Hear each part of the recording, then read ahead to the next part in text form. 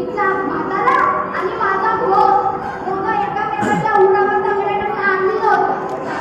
बघितल्या बरोबर माझा फिरला की नाही मस्त.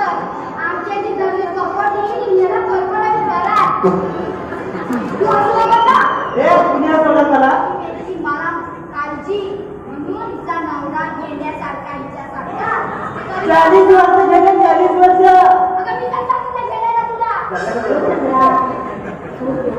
तरी ती काळजी करून कसा बसा की नेला आणि तिनं बघितलं की काय पडली ती आणि लागली शिव्या द्यायला.